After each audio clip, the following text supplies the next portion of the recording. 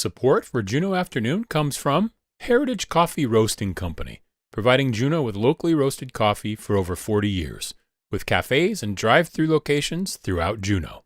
More at heritagecoffee.com.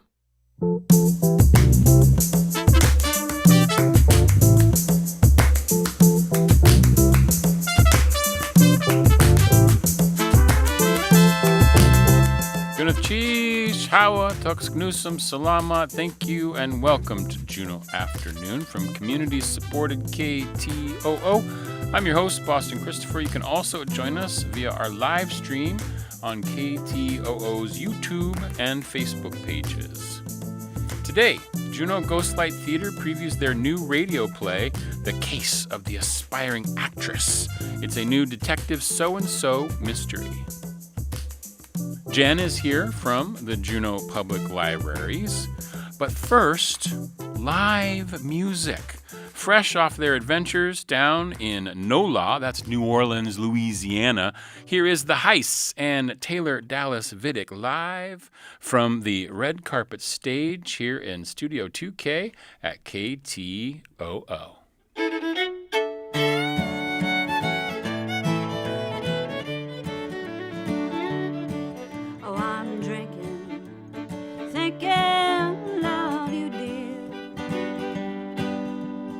Wondering how we made it this far, when the odds are always against us. Somehow we may cross the line. I'm thanking the stars up above that you're the one to take my love. I'm drinking, thinking of you, dear, and how I'll never understand this love.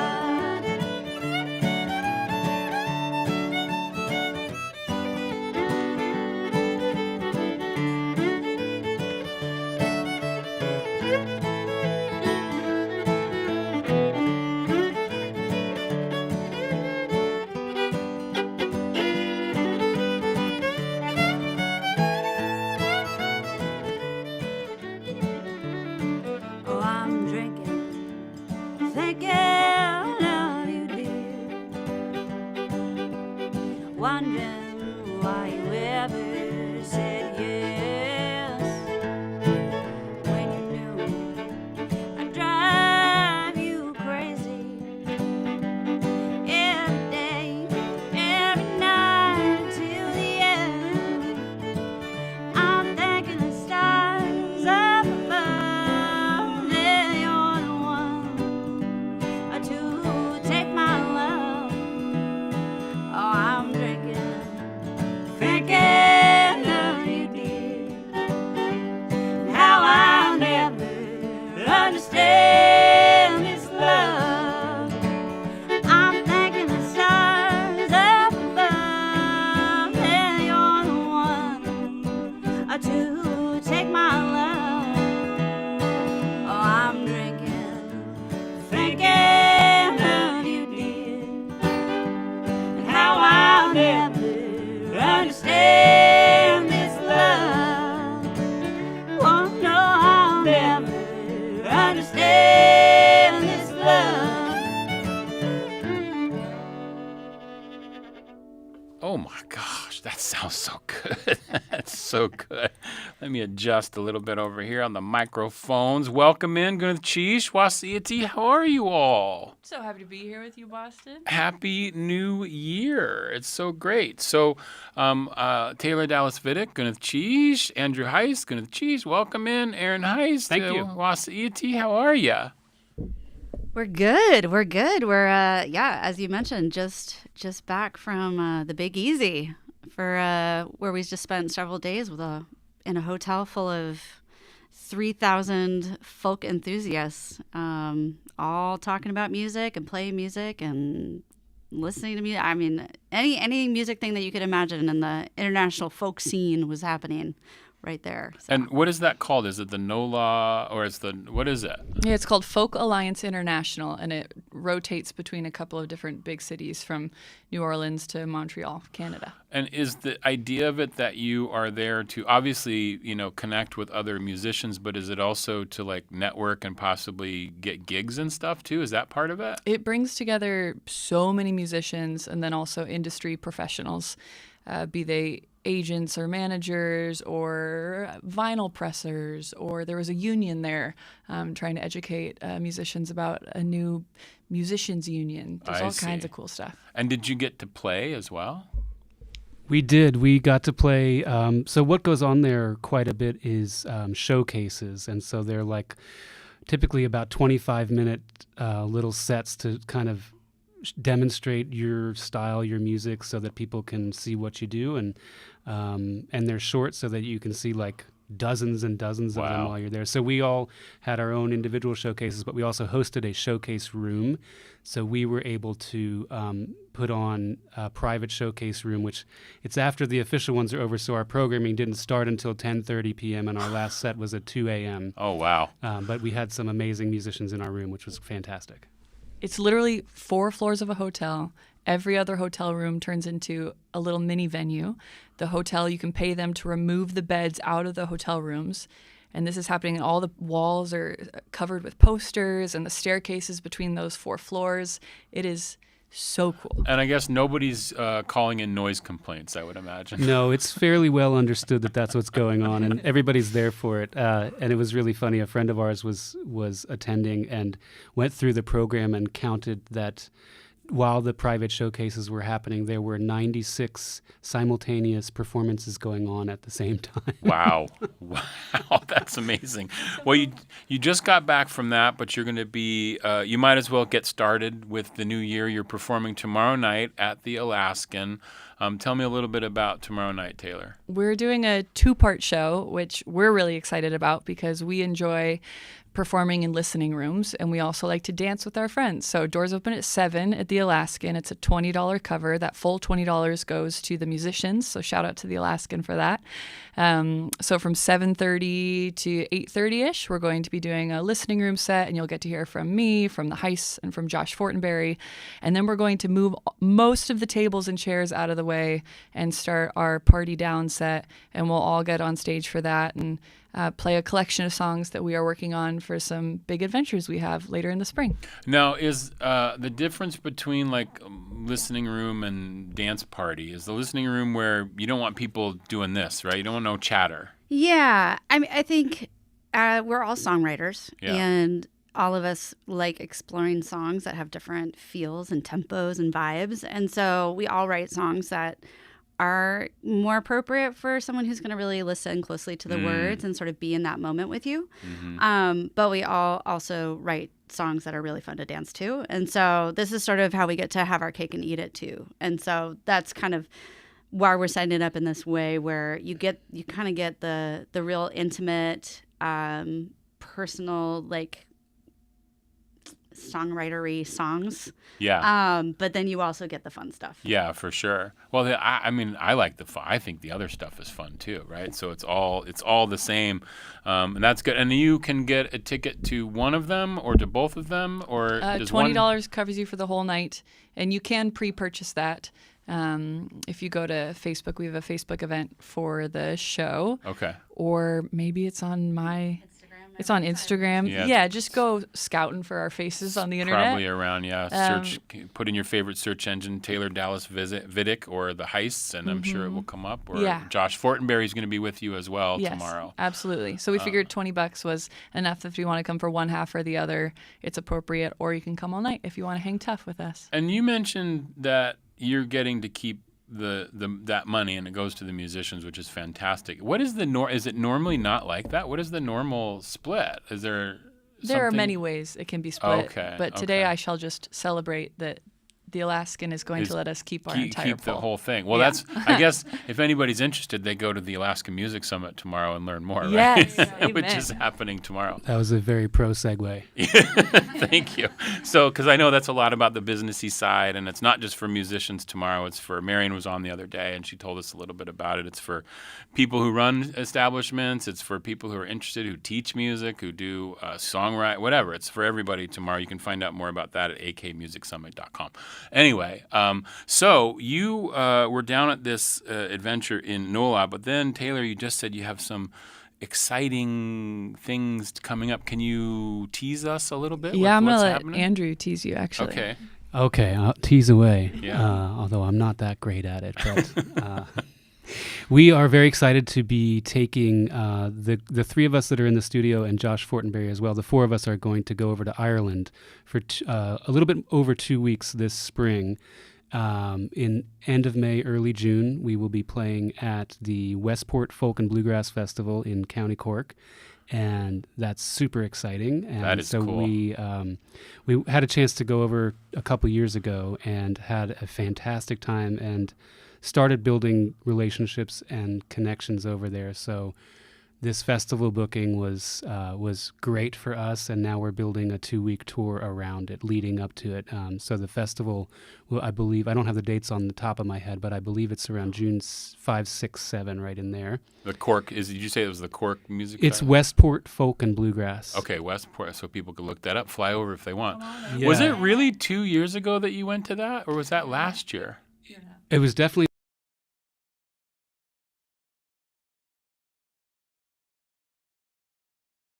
Yeah. Your time there. Yeah, that was- yeah, we did a little. You had something with Annie B and carrots, and I don't know. It was a wild time over there. Good memory, I think.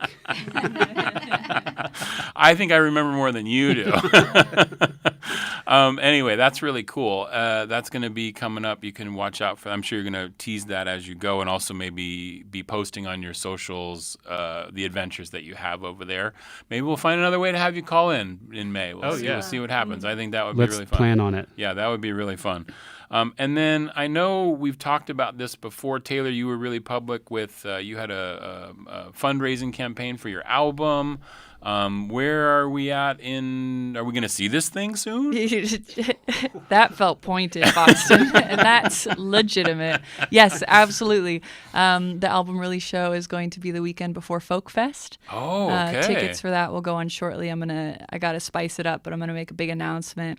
Making an album is so involved, and there are so many steps, and it has been really wonderful and a pleasure and a lot of work to learn what those steps are. And are you going to have vinyl? Yes, yeah. And yesterday I did a photo shoot with Sydney Akagi, so Okay. I'm finally starting to really picture what that vinyl is going to look like, which is, again, so exciting. And now I have, probably hundreds of photos to go through to pick just one or two to put on the outside of this record. There's just so many pieces involved, and it's been, I've just learned so much. And did you kept the same title? Yes, it is still called Cat and Mouse. Cat and Mouse, which is one of your songs, Yes. right? And isn't that the song you did with the symphony? It is. Is that, yeah. Is that 3 years ago now? 20. Yes, Boston. Thank you. 20. It was 2023, I think. Time is driving me mad lately. Oh, yeah. I really like Time somebody. stopped operating as it did before when COVID happened, I think. I just don't know how things are happening so fast and Yeah. so long ago. Like, that's what's insane to me. Yeah. Okay, so now we turn to the Heists, because I think one of the times you were in here recently, you all are writing together. You're still married, so that's good. How's the writing process going? Well, we're still married, so it's been going good. Actually, it's been really exciting and interesting and fun. And Andrew and I have been together for 20 years. Ooh, congratulations. So throwing a shared creative practice into it just in the last couple of years has been kind of a mind trip, but I don't know if it's luck or what, but it's been working out really, really great. So yeah, the Heists, that's part of why we rebranded our relationship as the Heists. But we're really fortunate. We received a grant from the Juneau Community Foundation, and we received a Rasmussen Project grant, which means we are recording our very first, I think, both an album and an EP. This is brand spanking new news. As of this week, we decided we're going to do 2 projects. We're inspired by Taylor. We're going to do 2 in 1. So we're recording in March and then again later in the fall, and getting to go down to Folk Alliance in New Orleans to this conference of 3,000 people who are in the folk music profession. I think all of us, those kinds of situations can kind of go one of 2 ways, maybe, where you feel either completely overwhelmed or you feel completely inspired. And every one of us, I think, came back so inspired and excited, and recognizing that music in Alaska is in this really incredible moment that we get to be a part of, and that all of these songs that we're all writing are, right there alongside of all these other great, amazing songwriters that we got to experience down there. So I think for us, getting to go down and do a showcase as the Heists and feel like we were in the right place at the right time, and that all of the trajectories that we're on feel really good. Well, Juneau is the beneficiary. I'm loving that you all are committed to being here, that you're Juneau artists, that you're Juneau musicians. You're all working together to create this scene here in Juneau, but then it's expanding worldwide, not just countrywide, but we're going to Ireland. We're worldwide, baby. Like, that's just so great and then you bring that knowledge back and share it with everyone here as well. Well, and I think also all of us have benefited so much from the wisdom and experience of the other musicians who have come from Alaska and traveled outside and brought those experiences home as well. Just always feels like the right thing to do. And I have to take a moment to acknowledge the Alaska Folk Festival for providing a venue for all of us. That's where we first played our first set on stage. So many other people share that story. So I think that's a big part of getting artists launched in this community, and I love it so much. Yeah, it's so inspiring. That'll be coming up soon in April. Andrew no longer the on the board, the president of the board. It's now Josh Fortenberry. Not that he has enough to do, but you all make it so amazing, and I'm sure there's more announcements coming about the Folk Fest too. But your first order of duty is to head over to the Alaskan tomorrow night. 7:30 p.m. is the listening room session with all the artists, including the Heists, Taylor Dallas Vidic, and Josh Fortenberry. And then at 9, Taylor says they're gonna sweep away the furniture, and you can get your dance on a little bit. So that's gonna be fun. And you said you can get tickets in advance if you want, but they're available at the door. And just remind everyone where to follow you on the socials and stuff. Yeah, go to the socials, look up Taylor Dallas Vidic. You could probably Google that and maybe find it. I don't know. And then the Heists, be that Aaron Heist or Andrew Heist, it'll take you to the Heists. You're all on Instagram, right? We're all on Pretty much. Instagram. Yeah, okay, yeah, great. That's the best spot. But I guess we're going to be so lucky because we're going to get another tune here to end this interview today. Let me reset up here so we get the right microphone, our lovely Ear Trumpet Labs Myrtle microphone. And that first song was by Aaron Heist, and is this next one also you? Yeah. Okay, Oh, great. wait a minute. So that first one was written by Aaron. Oh, yeah. And what was that called? Surprisingly enough, Drinking and Thinking. Drinking and Thinking. Okay. And this next song is also one of mine. This song is called Let's Float. Okay, let's float. Here we go on Juneau Afternoon.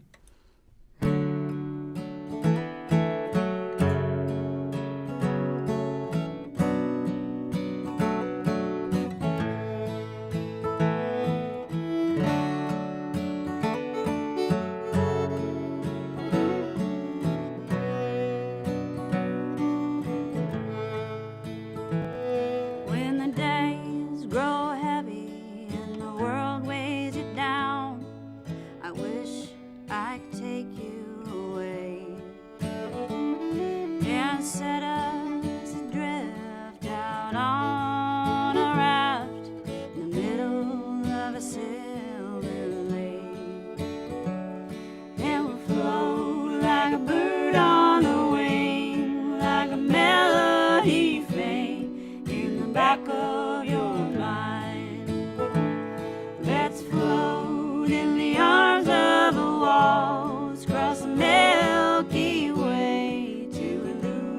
lose all time? What if we left it all behind and lived at the edge of the world?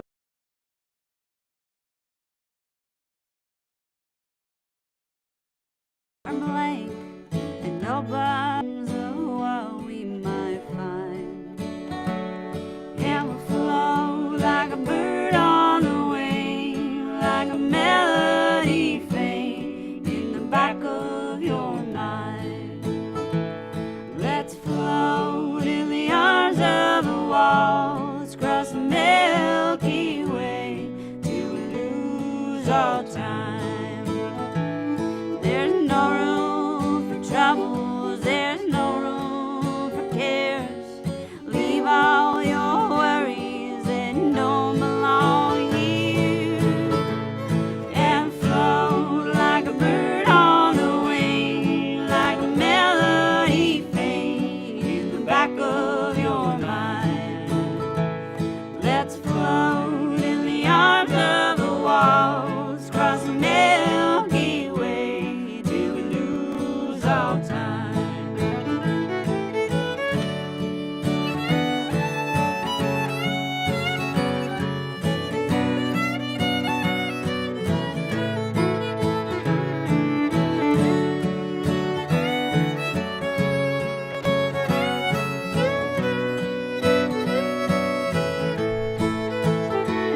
There's no room for troubles, there's no room for cares.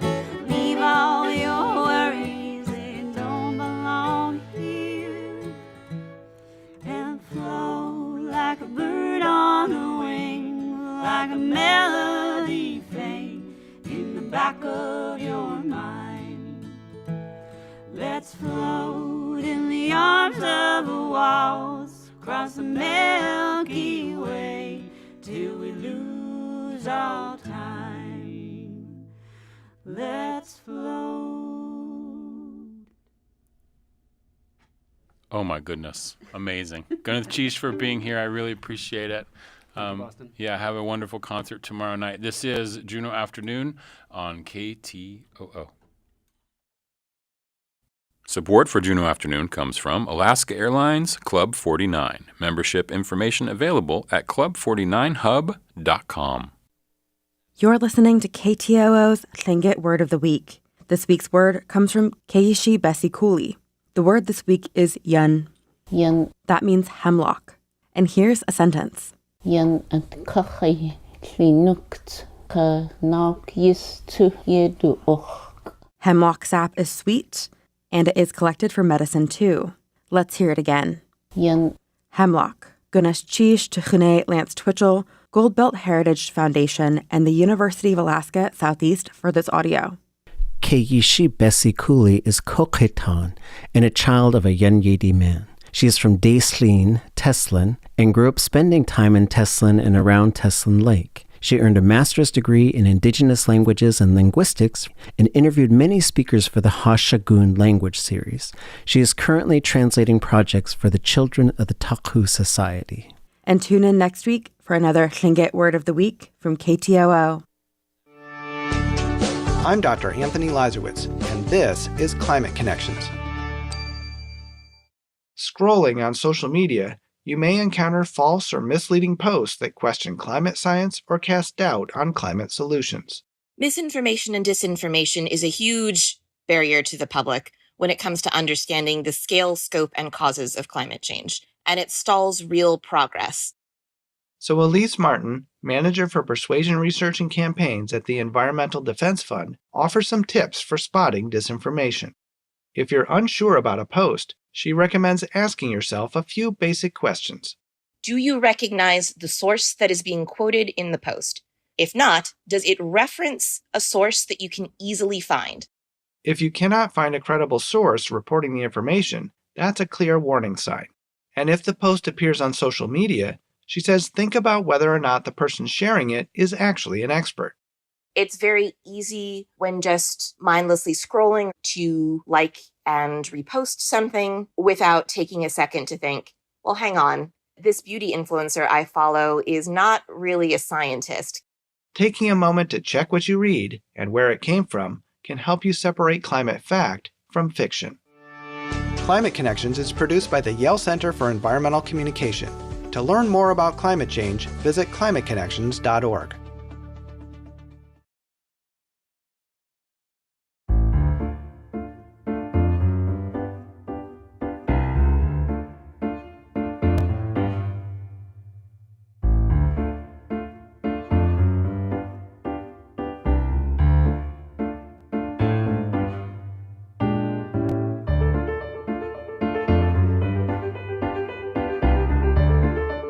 This is Juneau Afternoon from your listener-supported public media station, KTOO. I'm your host, Boston Christopher.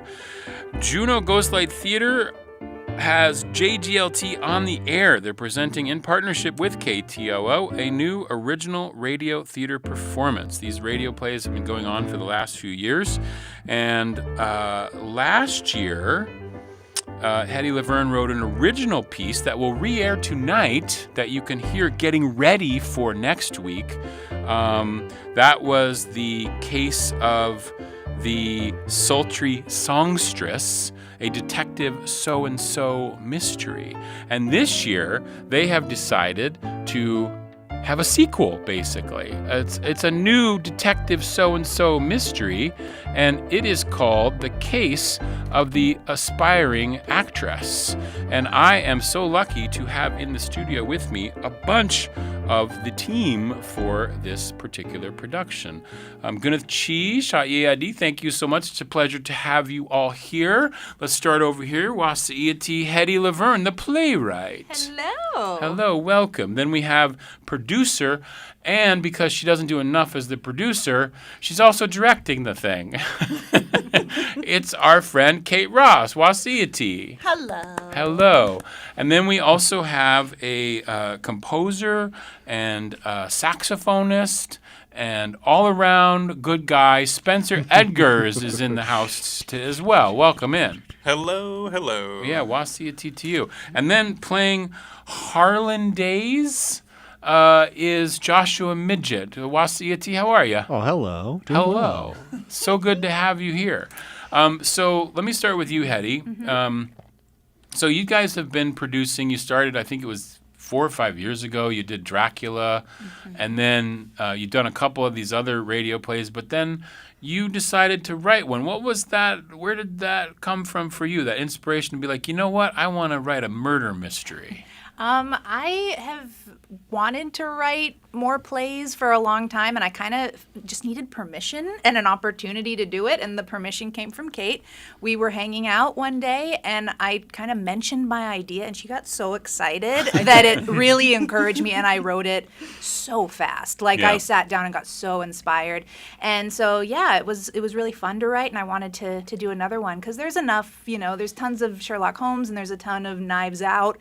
We can do multiple so-and-sos. Well, and they're really fun because, they're not, it's like a satire or a send-up, so it has that sort of fun flavor to it, the comedy flavor, but then there's like an underlying story as well, and you get to play with a lot of the tropes and the different things that happen with murder mysteries, right? Yeah. It's like inspired by airplane humor, Naked Gun movies kind of, but not as heavily on those. There's a little bit more, it's not serious, but it's just a little bit more cohesive story. It's not just joke after joke, but they're in there. In fact, the new Naked Gun movie that came out last summer, there's a joke in it that is from my first show. And I was like, I wrote that first, but they can have it. But there's literally the same joke. And I was like, oh my God. That's so that amazing. was cool. You Yeah, need some royalties for that. I know. I was like, I wrote that. So this new one, The Case of the Aspiring Actress. Tell us a little bit about, and this is going to be next Friday night, February 6th. It's going to be live downstairs in the KTO studio. You can also listen from home, but you can also grab a ticket and come join us in the studio here. The play will be live next Friday at 7, right? Mm-hmm. Yeah, and those replace the repeat of Juneau Afternoon. So you won't hear Juneau Afternoon in the evening. You'll hear The Case of the Aspiring Actress, which is about what? Well, it's another detective so-and-so case. Someone comes to his office, and her roommate, who is an aspiring actress, has gone missing. and she asks him to track her down and make sure she's okay. And he has to go through the city and try to figure out where she's been over the last week and try to figure out what happened to this girl. Right. Okay. And so is so funny because I want to know how you came up with that, because it's not S-O-N-O or it's S-E-A-U. That's his first name. Yes. N period is his middle name. Yes. Don't even know what it stands for. Right. We don't need to know. We don't. And then S-E-W is his last name. Yes. So his parents were really cruel. Yeah. I don't know where it came from exactly, other than I usually say so-and-so when I'm just quickly coming up with a name of somebody. And I was like, oh, the name Beau is sometimes spelled B-E-A-U. Yeah. And so I was just playing with that. You're playing around and you found that, and it's a great play on words. It's really fantastic. And it sort of sets you up immediately for knowing what kind of play you're going to be listening to or seeing if you decide to come into the studio next week. And then just again tonight at 7, no repeat of Juneau Afternoon. You'll hear last year's The Case of the Sultry Songstress, which was a detective so-and-so mystery. So that was episode 1. Now we're on to episode 2. And they'll continue, right? That'd be kind of fun. Maybe. I have an idea for another one. You got an idea? That's awesome. I love that. And then so, Kate, you have been working to produce these live radio plays for the last few years. There's been a bunch of different ones, and then now you are stepping into the director role. So tell me a little bit about that transition. It's been fantastic. I directed last year's as well. It was really fun working with Hetty. We've both been on the board of Juneau Ghost Light Theatre together and done a lot of different theatrical projects in a lot of different capacities. And getting to direct this original script and bring her story and her characters to life and help shape that while working closely with the playwright. It's such a cool opportunity. I've been producing, this is actually the 6th one that we've done, which is crazy. We started in the depths of COVID as a way to, we remotely recorded everything and edited it together just as a way to have a creative outlet for a lot of our friends and actors and everybody in the community. So it's grown year by year. There's been the Alaska Radio Theater Festival as well with Theater Alaska that we've been involved with. And so, it's been really great having this as an annual tradition, and turns out I love directing. I remember when we did The War of the Worlds, which I guess is 3 years ago now. It was, Again, time. I was talking about in the last interview, but time is just, I don't understand. But anyway, when we did War of the Worlds, you were the producer on that. But I could see the directing chops in there, like the need to take the reins and want to, I could see that being in your future. Yeah, Donnie Gott was our incredible director on that show, and she and I got to work together just because I was the producer and I had some insight into what we could make happen with the Foley and the sound and everything. And Donnie is actually acting in this year's, so it's fun to have her back on board too. So what's the difference for you between directing a play on the stage versus a radio play? Yeah, so for one thing, you don't have to worry about sight lines. That's kind of nice. But it's really about pulling out of the actors just so much color and expressive qualities of their voice. What we were talking about in rehearsal the other day was how can we bring location and atmosphere in? Because a lot of that comes from the Foley, from the live sound effects, maybe making noises like glasses clinking if there's a bar nearby, and from the original music as well, with that helping set the tone. But we talked a lot about, remember you're still in a physical place. So are you sitting? Are you standing? Are you walking? What's it like around you? Is it crowded? Are you alone? And so just kind of helping shape people and help them use their voice in that way to make it clear. There's also things you can do on stage because you have the added clarity of the physical bodies and how they're moving around together that you don't have on radio. And so we discovered pretty quickly that you have to be careful about not running lines on top of each other too much. That's something you can do in the theater space that works a lot better because you can see who's talking and you can hear it happening together in a very different way. But when it's on radio, you can do things very quickly, and you can have sound and Foley happening at the same time that people are talking, but you just have to be careful about lines in a very different way. And I'm assuming that, like, casting is a little bit more. I mean, JGLT does the mixed cast performance where people are playing roles that maybe they wouldn't get cast in the quote unquote legit theater or whatever.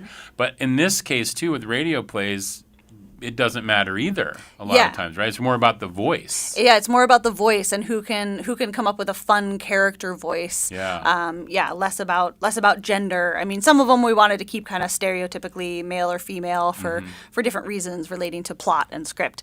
But for a lot of it doesn't really matter. Anybody can do it as long as they seem like a right fit for playing that character and pulling out a fun voice. And Hetty, going back to you for a sec, the writing of the radio plays, how do you find that a little bit different than maybe thinking about it for stage? Are you thinking about the sounds that might come into play and where you're setting the scene and all that? Yeah, the sound effects do come into play a lot because they do help set the scene. And one thing that I like about radio is you aren't limited to where you can take your characters, which is so fun because this show, Detective So-and-so is going to so many different locations looking for this woman. Right. And in a normal stage play, you would have to be really creative with the set to make sure that those transitions work and you know you're in a new place. Yeah. Unless it was black box or something like that. But we can go anywhere. And so that's really fun. And I do use narration from the detective, and he helps set that stage as well. He says where he's going and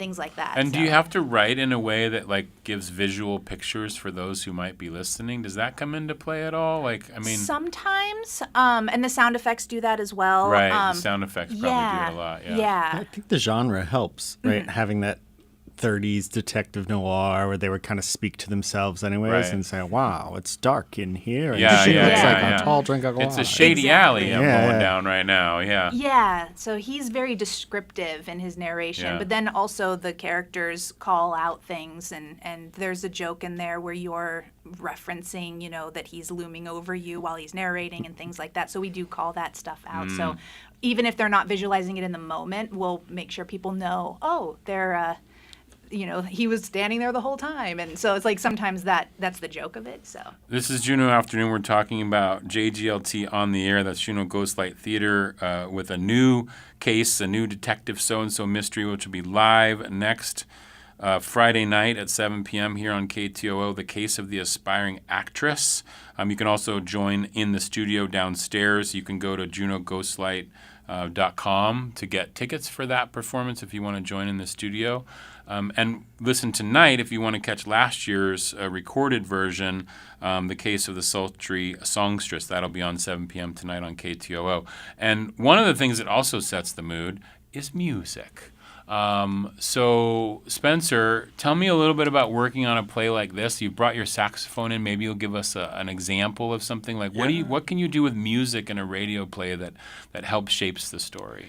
Yeah, it's been really fun working with this team, and I'm glad that I get to come back and do it a second time. I think the biggest role of the music in this radio play is providing the emotion and mood for all of the detective's voiceover lines. So, it's very like in the moment, kind of like it really differentiates when it's a voiceover or when it's like actually in the action. And so, I just get to really like drive home the emotion and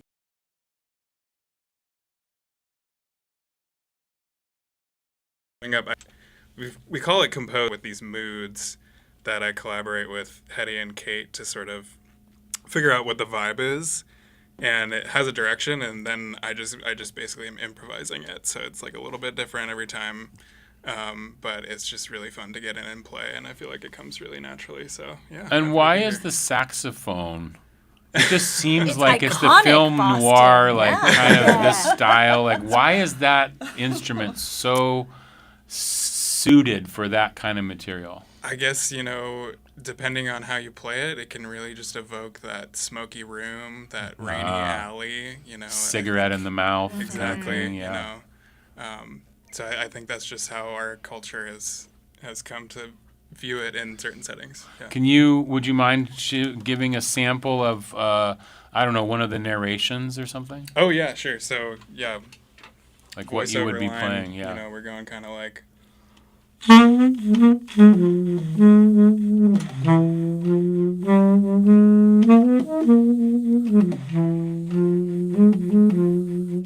I love that. Thanks for not playing that at full volume, because saxophone will definitely blow out the radio, and that's good. And then is there other times where you're so that's like he's walking in, he's like, hey, blah, blah, blah, blah, blah. Yeah, okay. Yeah, and then just like that. That's yeah, what I wrote like exactly. Blah, blah, blah, So-and-so, yeah. And then what else do you have in the show? There's something that I don't want to give away. Okay. That you'll have to listen to find out more about. And kind of witness. But there's other times where I'm sort of like setting the stage for the scene, where it's kind of like more of an overture moment. So that sounds a little bit like yeah.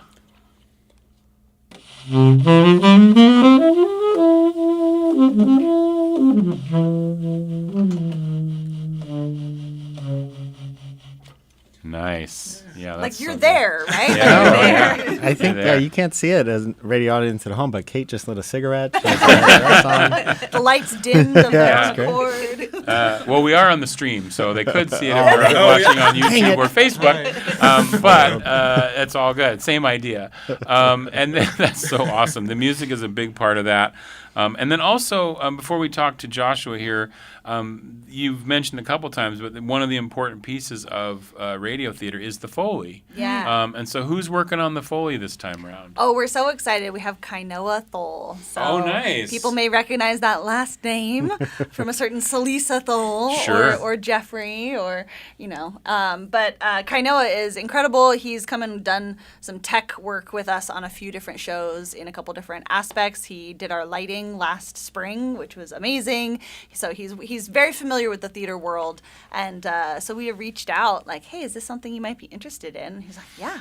That's cool. He's such a creative guy, and just being in that family, having that support to do all these different creative things is really cool. So yeah, I can't wait to bring that into the studio and hear it all together. I love that opportunity. That's so cool.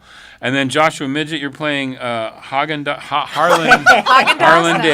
Haagen-Dazs is the next round. Yeah. Next. Harlan Days. And tell me a little bit about this character. Oh, it's fun to open up the script and never really know what you're going to get. Again, we talked about the fun of radio and having to really bring a lot just through the voice. And so you know that you're going to get something that is clearly going to guide you to have a really wacky voice. Yeah. And so Harlan Days, a romantic mobster. And I was like, great, got it. That's all you need to know. That's all you need to know. And then within the writing, it really gives you the opportunity to be like, what are you talking about? Doing nothing here. Like, she just gives it to you. And you're like, yeah. oh, and easy. so do you play around with it in rehearsal at first, or did you come up with the voice right away? No, it's almost fun to sort of go against it and see how well like that might work. Or if you slip, everybody is trying to find a voice that's not naturally theirs. And so they may slip out of Southern into Irish or something. And then you're like, well, let's just go with it. And so we were rehearsing the other day, and I slipped out of my mobster and into Christopher Walken. Like, oh, no. And so we did the whole scene, like, this is interesting. Might as well try it. Right? Might as well Southern try Belle it. too. You did it, just for fun. We had him do it as a Southern Belle. Yeah. I'm terrible at accents, and it happens to me all the time. I'll try to be Irish, and then I'm Australian all of a sudden, or something like that. So it never works for me. I have to really, really work hard at that. And you're working with Travis Clark Morris, who is playing Detective So-and-so. Can you shout out some of the other actors who were involved in the play? We actually have it's while it has a bunch of new characters, there are 3 returning, which is exciting. Hetty herself is returning as the secretary role. Oh, yes. That was a fantastic role, yeah. And then Valerie Kissel is returning as Officer Sergeant, the hapless inept cop. the inept cop. And then we have Donnie Gott as Coriander. You'll find a theme in these names. Kylie Ferguson as Foghorn Fritz. Salisa Thole as Bellhop Melvin. Kelsey Bryce Riker as Tiny Orlando and Becca Gagin as Dawn. And then, yes, Travis Clark Morris as the detective so-and-so. Oh, that is so fantastic. What's it like to work on a radio play? Like, as opposed to like, because you were in Bat Boy a couple years ago that JGLT did, which, obviously another kind of campy style kind of thing. But what's the transition from live stage to the radio? One of the things that's most fun about it is you don't have to invest and commit to a particular lane. If you're rehearsing on stage and you have a bunch of different things depending on you to execute at a certain time in a certain place, the 8-10 of us can get together every time we read this and say, oh, let's make this small tweak and write it down in a script, and then we have it next time and it's ready to go. Oh, that's fun. Yeah. There's a lot of freedom to that. The level of commitment is a little different, so we can all just take it home with us and come in, and we will start maybe a couple weeks before and ready to go for show. Because, like as Kate said, there's no blocking necessarily. No blocking. I mean, there might be little things you do for the studio audience, but nothing. There's always that's a couple like, surprises. Yeah, but nothing people in that's the like room. out of the ordinary. Because it is a really cool experience to like see it in person. I mean, it's one thing to listen to it, but then also watching it happen live with, like Kainoa's going to be doing the Foley and watching. I think last year it was Rose and Stacy Catas, right? No, that was for War of the Worlds. That was War of the Worlds. Wendy Burns did our Wendy Foley Burns last did last year. Okay. Yeah. But it's really fun to see that going on at the same time because those people are over there like with milk jugs and All kinds of random drumsticks props, and just yeah. rubber band, whatever it is No, to it's make so the fun. noise. We also It's so record fun. the audience too, and so their responses help make it lively. And so they'll like we have gasp signs and applause signs. And that's Oh, really nice, fun. nice. That's really cool. There are a lot of elements that make it easier and more fun, but you do lose like a handful of crutches that you use as an actor, right? You don't have your body language to leverage. Right. You don't get to run from side to side to show you're frenetic. You really just have your voice. It's all in the voice. Yeah, That's so pretty amazing. You really have to challenge yourself to make sure that you are imbuing where you're at or what you might be doing. I learned that I cannot fake eat at the same time as talking. So I might have to bring some actual, like, I don't know, gum or noodles or something to pretend like I'm eating and like learn how to do that. It's a skill. I love that. That's pretty great. That's awesome. Well, it's JGLT on the air. Tonight, you can listen to last year's show, The Case of the Sultry Songstress. It'll be at 7 p.m. here on KTOO.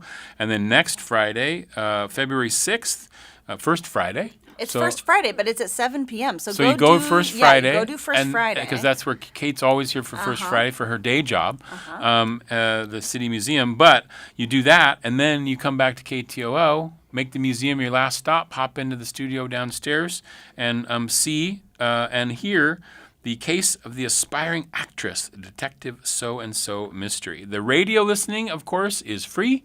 If you want to join us in the studio, it's I don't know how much is it? Do you know? $20. $20 to support the theater. It's a nonprofit theater, and you can go to JuneauGhostlight.com and find out more about the show and get the tickets and do all those things. Playwright Hetty Laverne, producer and director Kate Ross, musical composer and saxophone.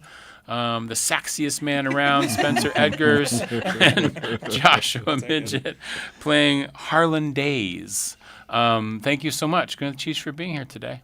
Thank you. Goodness, cheese. I really appreciate it. This is Juneau Afternoon on KTOO. Here is a little bit of Josh Fortenberry from Live on the Red Carpet Stage in the studio as part of that group that's performing tomorrow night at the Alaskan that we were just talking to before JGLT. Juneau Afternoon.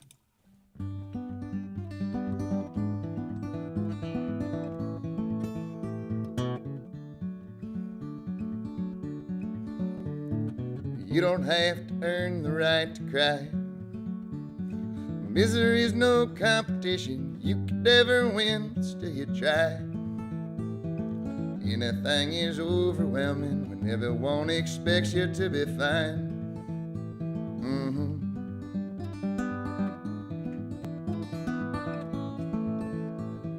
I understand the way you spend your time, and we both take to drinking when the world is closing in on every side. It's cheaper than a therapist, don't keep you in the house like getting high.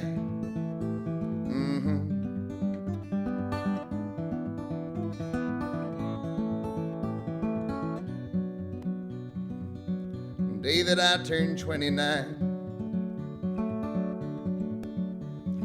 You were wearing all of grandma's jewelry. I was wearing tread off on my tires. Wondering why am I alive?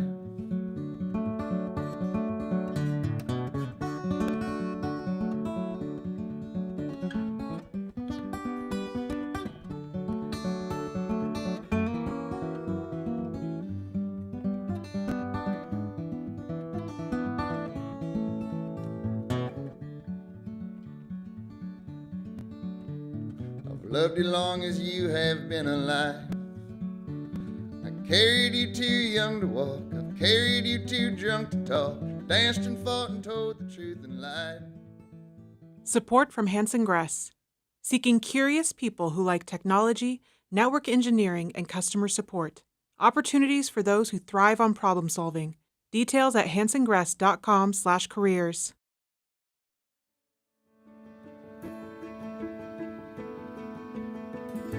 You're listening to Juneau Afternoon from Studio 2K at KTOO.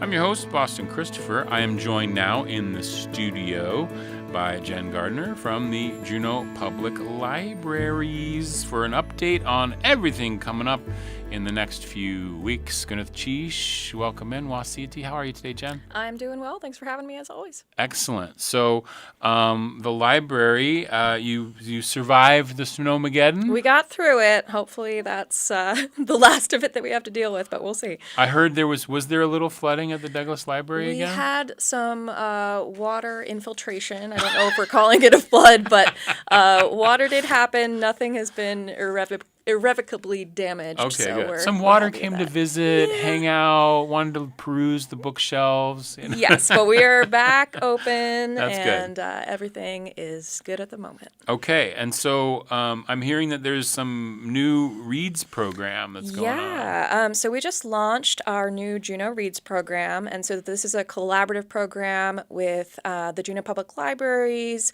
UAS Egan, Juneau Parks, AARP, and I'm missing somebody, so sorry for who I'm forgetting. But this is basically a collaborative effort where we are providing about 600 free copies of this book, Fuzz, by Mary Roach. I love Mary Roach. Yeah, she's such a fun nonfiction author. Her books are so awesome. Yes. Yeah. Have you read Fuzz yet? I have not read that one. I'll leave you a copy. Okay.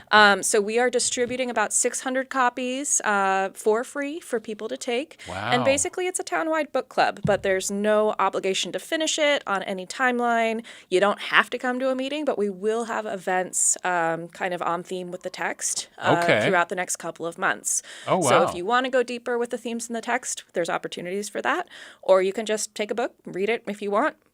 Don't finish it if you don't like it. Give it to somebody else or bring it back to a library so somebody else can use that copy as well. So it's not a book you have to return. It can go out and give it to somebody else. Exactly. Pass it along. These copies are not library copies. They are community copies. So they are for anyone to come to the library and grab free of charge, and then you can either keep it or bring it back or pass it on, whatever you want to do. And is that a collaboration with like the publisher in some way, or how did that? No, so this is just a collaborative effort. So AARP supported us, Friends of the Library supported us. That's the one group that I was forgetting. I was like, I know there's 5. Yeah. And then just through the libraries, we were able to support this. It's we've done similar programs in the past. That's fantastic.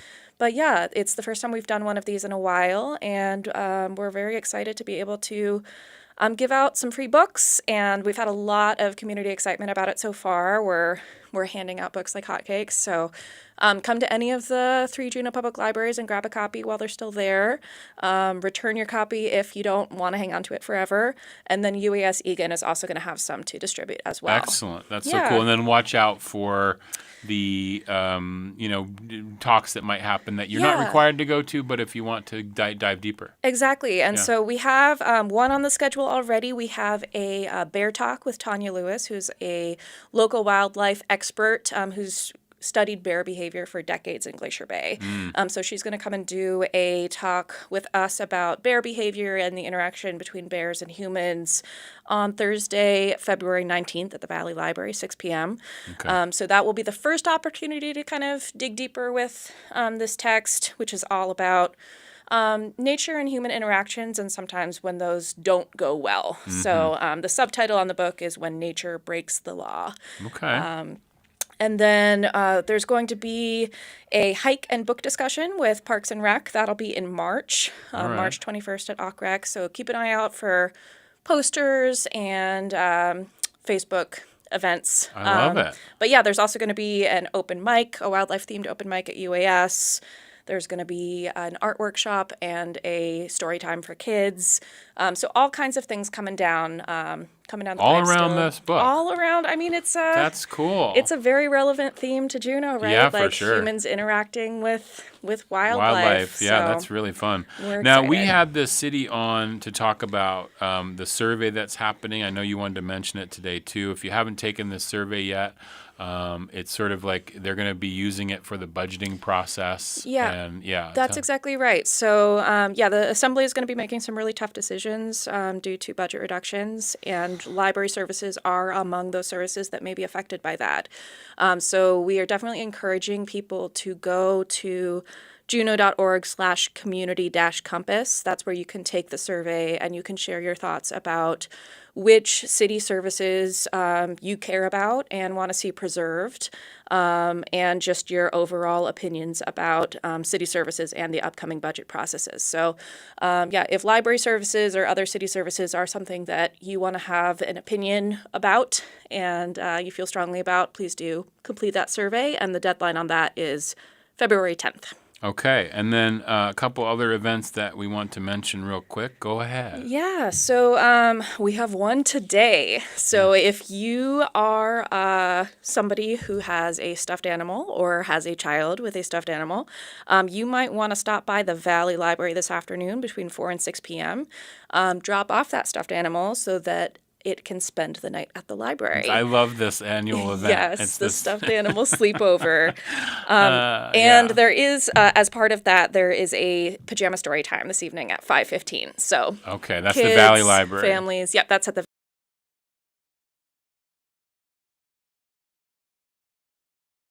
humans have library, so the stuffed animals. Right. Some business. Yeah, That's that's kind exactly of fun. right. Yeah. Okay, what else is happening?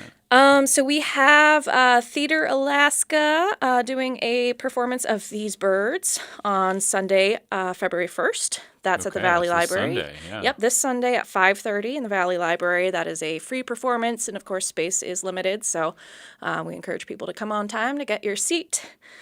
We have the annual Big Band for Little Kids as part of Juneau Jazz and Classics.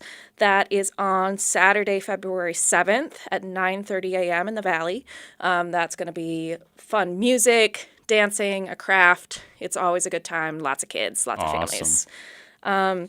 And then actually today, Dr. Trina Lynch Jackson was in at the Valley Library helping us set up a display of her uncle's masks. That's part of our display for Black History Month. And Trina is going to be doing a presentation about those masks, her uncle's life, and a short story that she wrote about her uncle. That's going to be February 12th at the Valley Library. Yeah, we're going to have Trina in to talk a little bit more about that later this Fabulous. month. Yeah, so that'd be great. But the display is up. It'll be up for the whole month of February, so definitely stop by the Valley and come check out those masks. And then a few other new events coming up. We have our monthly series with the UAF Cooperative Extension. Those are our community classes, and this month it's going to be Love Your Brain, so all about foods and exercises that promote brain health. So those are registration required. They're coming up February 10th and 12th. And you can register either on our Facebook page, or if you go to our juneau.org/library and go to our calendar, you can register there. Okay. And then a couple of new opportunities for adults. We have beginning Spanish language classes. Those are taking place Saturdays in the Valley Library through the month of May. Saturdays from 3 to 4 p.m. So if you have been interested in learning Spanish, beginners are welcome. Come to this group and, learn some Spanish. And then also a new program, Monday Mahjong. This is another beginner's welcome program This is Mondays from 3 to 5 p.m. in the Douglas Library. Everything at juneau.org/library. We are out of time, Jen. Thanks so much. This is Juneau Afternoon. I really appreciate you coming in. All right, thank you. That's going to do it for today's show. I'm Boston Christopher. Have a great weekend, Juneau.